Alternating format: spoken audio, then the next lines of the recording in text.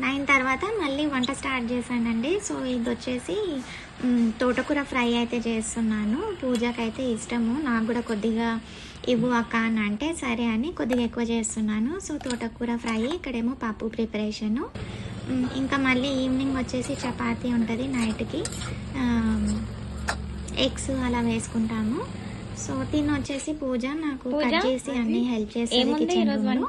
So చాలా యాక్టివ్గా ఉంటుంది. రీల్ అయితే చేశాను కానీ వాయిస్ ఓవర్ ఇచ్చాను కదా, అయితే అదైతే వెళ్ళిపోయింది.